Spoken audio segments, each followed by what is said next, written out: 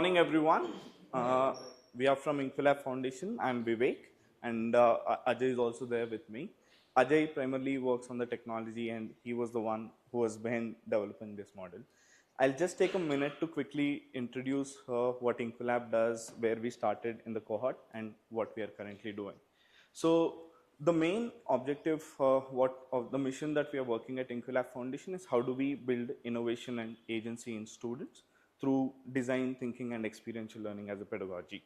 So, and as part of this mission, we run different programs, both blended, offline, in-person, and also teacher-led or a facilitator-led blended program also.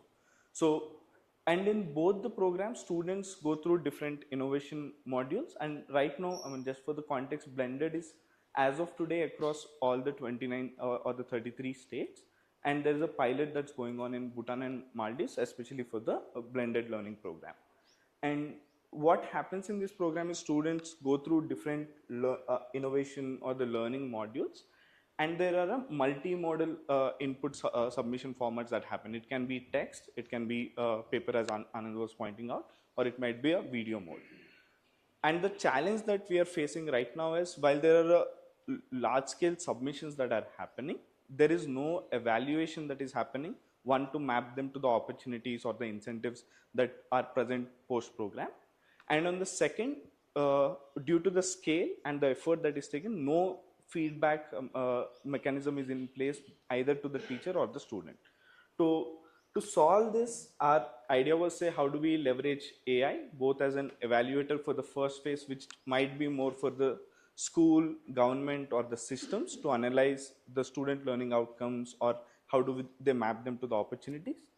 On the other side, how can AI act as a mentor or as an assisted thing for either teacher or the facilitators of the program in kind of conveying the feedback. So yeah, I'll let Ajay take over from here.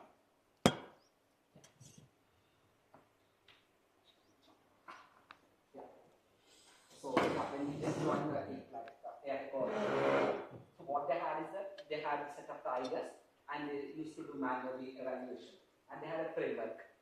So yeah, this is a framework they used to have for the evaluators. They used to hire the interns, they used to hire the like the professors and other experts, and they used to give them the framework. Okay, I think it's not quite visible, but okay, let me go here. So they have 5 parameters: novelty, usefulness, usability, scalability, and sustainability. So what is they trying to do is that, okay, fine, we have 1 lakh, 10 lakh ideas. Now what are these 1,000, 2,000 ideas that we can find out? So we can give them some money, and we also give them some mentorship so they can become some sort of the novel ideas. So actually, I think if I'm right, through this program, it's called School Innovation Marathon, which started as, I think how many patents were you able to like get into this? So patents were less, 27, but overall around 1 million students participate in that, and over similar number of ideas or artifacts are being submitted on an annual basis. Yeah, so that means there were about actually 27 patents actually able to come up with this 1 million pool actually. So that means if you are able to get more ideas, like 10 lakh ideas, 20 lakh ideas, which is I think currently we are able to sitting in our databases. Now can we find out those ideas that have the potential of the patent and has the potential of, you know, able to connect to the good mentor so they can become one of those innovations. So that was the whole idea which is started, but right now at each scale, what we call as like the famous, at each scale the problem is different. So right now we started like when we are doing the SIM, that time it was 1,000 evaluation or 2,000, whatever, it's in the thousands actually. And now it has become the lakhs, now it's at the 10 lakhs, like it's at the millions.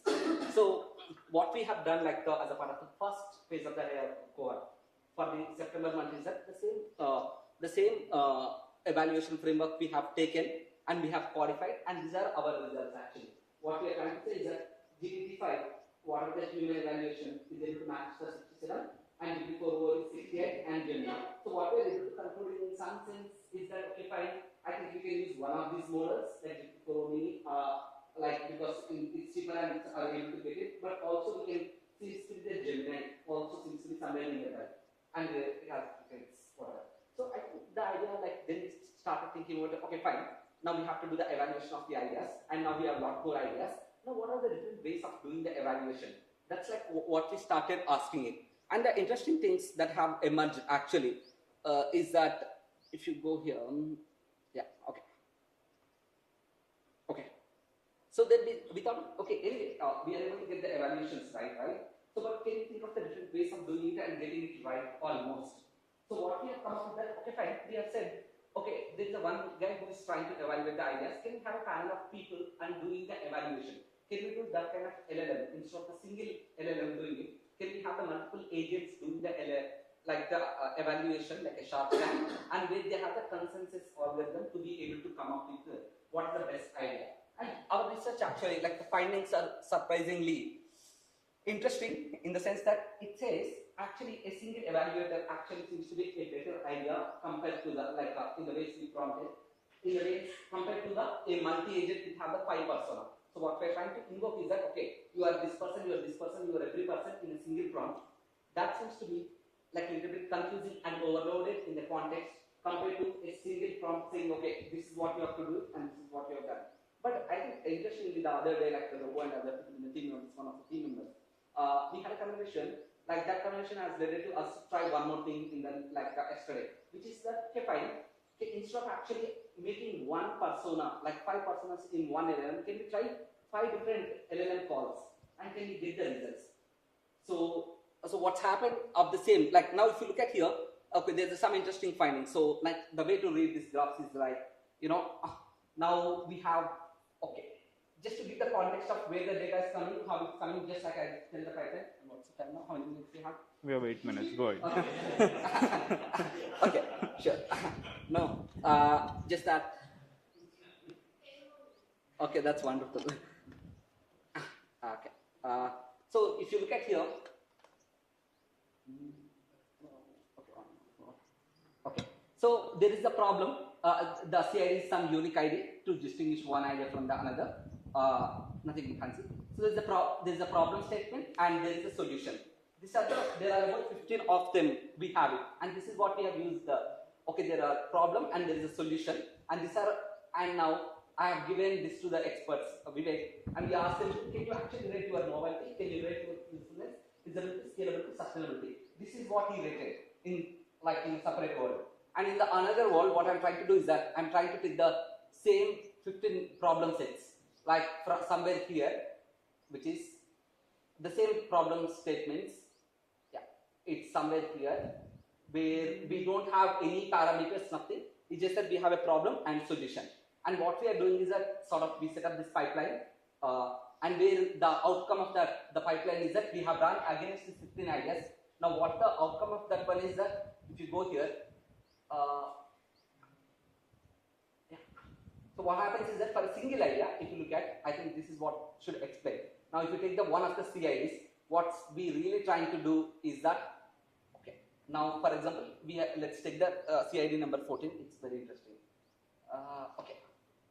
So what we're trying to do is that there's one idea, there's a problem and there's a solution, and what we're trying to do is that, okay, now can we run the same problem and solution using a single persona and to the GPT-4 model, and we can get the novelty, usefulness, feasibility, scalability, sustainability scores. And now can we take the same like the idea and can we run the GPT-4 mini, and can we use the multi-panel actually here. Now that's a one experiment. Now can we take the same idea and can we run through the Gemini 2.5 flash, and can we take the same idea run through the Gemini flash and 2 parameters. So there is multiple complex things happening. You have one idea, you have 3 models, and you have 2 frameworks. And now we added one more framework, 3 frameworks, and we will show the results of that. So that means one idea, 14 is a one idea. What you're trying to understand is that one is to try which GPT is closer to which idea and which GPT is performing on which index. We're trying to understand. So one idea you have, and you have about 3 models, and you have about 3 frameworks. Now here you have the single, you have the multi-panel, you have a truly multi-agent. This is what you are running against, and the results are the same. So you have seen the input of a single idea, and you have seen the output that you are producing, and the results are the same. Is when we are just comparing the 2 of them actually. So what we are trying to say is that overall alignment rate, that means whatever the Vivek said with respect to Vivek thing, overall alignment rate is 64 by using a single expert framework. like not using a multiple person, and multiple panel framework overall alignment is 53, and the perfect match is whatever Vivek said 7 and Mode also said 7 is 42 of the 2L ideas that we have evaluated, and the partial match or whatever it is that. So yeah. So single expert, when we have run through the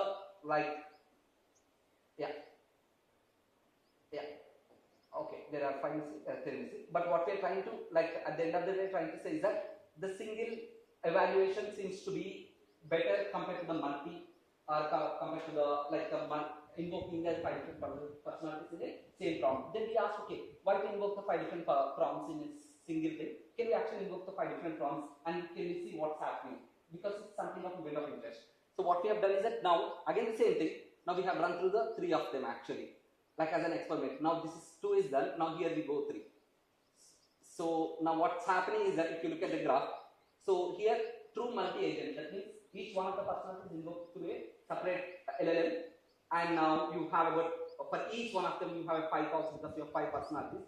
And now when you look at the perfect match has increased, and if you look at here also, the overall true multi-agent matching with respect to human is 80%, and whereas a single expert panel is 75%, and when the initial idea was to use the multi-panel, which is coming around 60%, and now the way to the read this graph is across the model GPT 4.0 mini, what is happening here, and across the various GPTs, what is happening.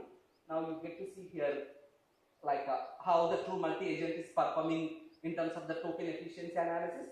They are bad, but they're doing good in terms of, but single expert, if you wanted to find seat for, I think it seems to be the single expert where you are able to use the less tokens but are able to get 75%. But one of the interesting findings also we would like to show as a part of this is that if you go here, now, okay, this is interesting and contestable, but let's go here and okay. So yeah.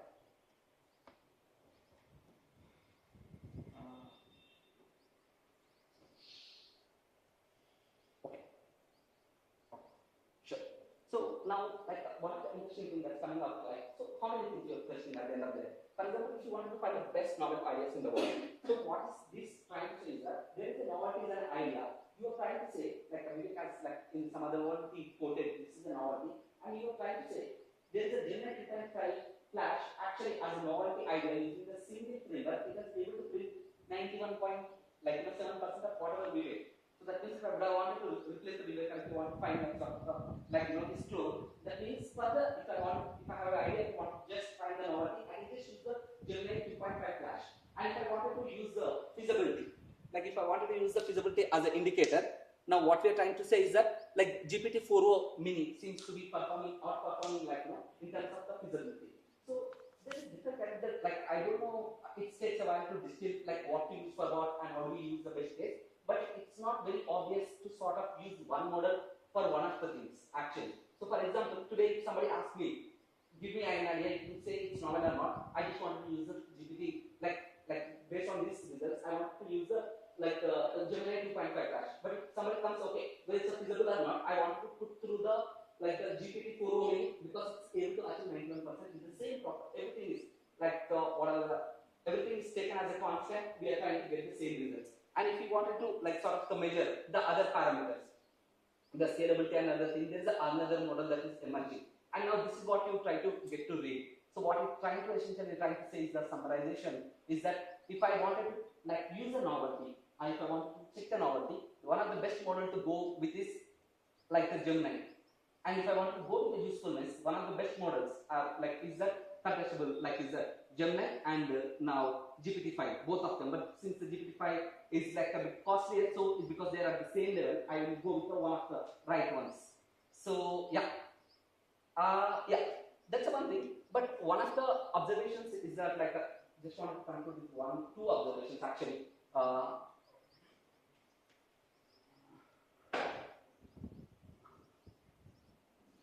We are thinking very deeply, what could be the reasons for the multi-panel being not working? It's supposed to work, there's nothing it's supposed to be, but we thought it's supposed to work.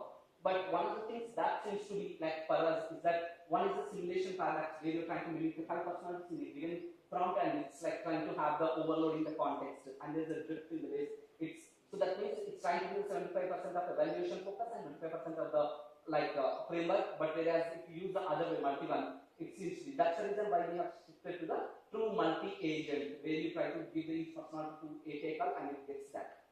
And I think one of the reflection part which I will actually conclude with is that, so what are the processes when we are actually trying to do? Like for example, we all got, if there are 5 people, we think the biases are actually this and whatever is, final. But in a physical space, the way we think is that, okay, there has to be 5 people and they have to grade it and they have to come to consensus and whatnot. I think with using the LLMs or using those kind of frameworks, it might not be the same way to actually simulate it. I think there is a way in which you invoke the things, in which you get the things. Just because in the physical space you are seeing certain things in a certain way, it doesn't mean that in LLM space or in the computer space, you actually replicate this. You can get the outcome as same, but not the processes. Just because the 5 members are sitting, I cannot really say, okay, your 5 people are sitting, and it doesn't go into yield, is what one of the observations. Yeah, that's all I'm done with it.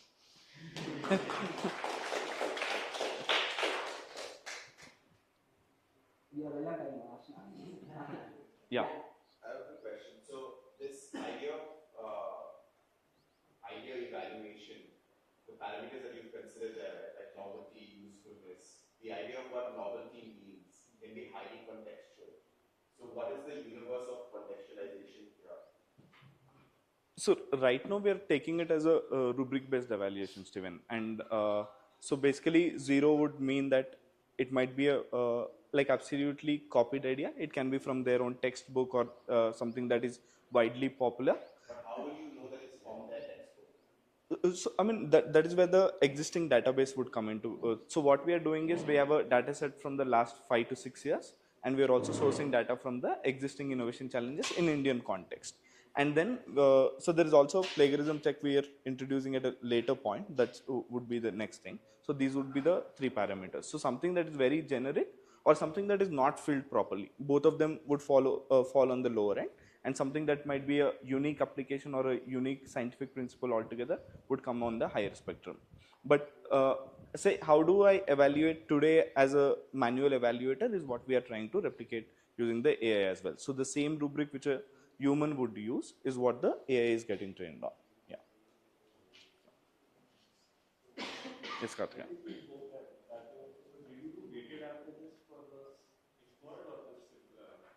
For the expert field? For expert field, at this point of time, for the 15 minutes, she took the single expert. Yeah. For the single expert. But there were multiple experts. But we did not do the weighted average. But there were multiple evaluators who have evaluated different ideas, and we are using that as a data set, both as an example reference and also for the comparing the evaluations as well.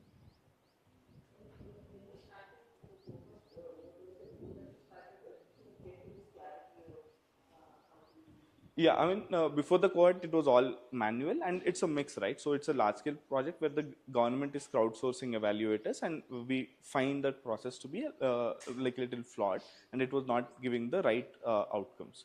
So how do we leverage AI was the question that we entered the cohort with, and we were absolutely starting from the scratch.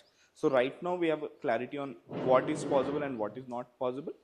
And so the next step for us would be, say, right now we are only focusing on the text-based input, right? But actual real-world input is multimodal. So there is a video, there is also a image or like a paper that comes in. So that would be the next step. And we are seeing the next, say, 2 quarters or 3 to 4 months as a testing or to fine-tune the model with the data set that is available and the pilots that we are conducting.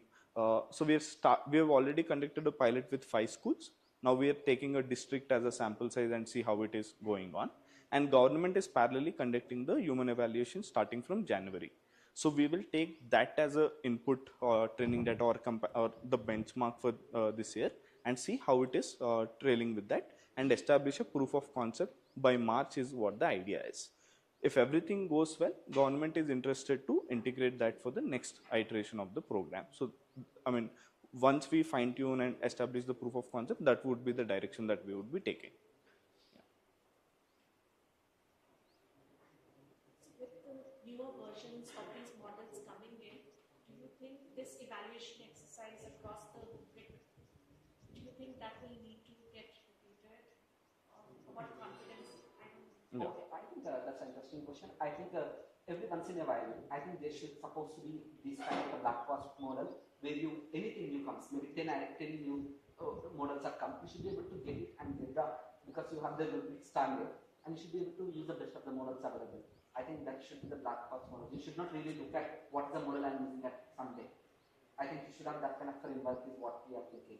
And that's an industry practice. Like, for example, there are some people might be using that way. For example, NGO, I think they have like in their deep learning course elsewhere, they have something called two big LLM services. Right now, what they're trying to do is that some new model comes, they try to experiment, and they have the automatic benchmarking and everything, and they passes against that, and they try to implement that model. And team doesn't know like today which model they're using, they go back and they check. No, I think this is the model because it passed the benchmark, and we have the logs of everything. I think we are trying to replicate something of similar without be everything, but to get there, we are trying to understand what it's like with the models. What is the differences coming? Is it because of the rubric, or is it because of the model themselves? So one of the things we realize is that across what we are picking on, either the novelty, usefulness, feasibility, I think the root, everything is same. It's just that the way the model interpreting in itself. So some of them would have trained and more of that. Some of we don't know what could be the causations, like the conformity is yet to explore. Yeah, but the idea is to remain true to the, I mean, we are benchmarking it as a human evaluation as the golden truth. So which even the models evolve, the idea is to get back and compare it with the human benchmark and kind of adhere to that. So that would be the broader idea. Yeah.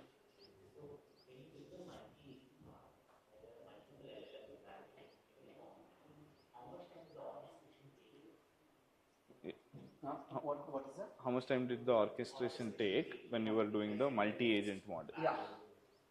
So we have the times also. How much time? Like if I can just show it. But approximately in each one would have taken the less than the like a second. 5 seconds. Less than 1 second actually. So yeah, less than 1 second. Each one of the calls would have taken around 1 to 2 seconds actually. That's all. I haven't run through the. Is there any queue system as such for all the evaluations to do and then evaluate them? Yeah, right now there's a 15 of them actually. I've just like with the parallel processing, I use the like the internal multi-core wallet system. That's all.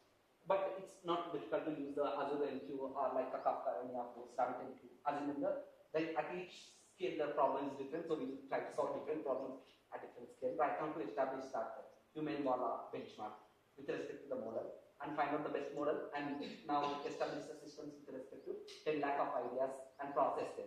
And that time the architecture and everything is going to be different. That will be a challenge. Yeah.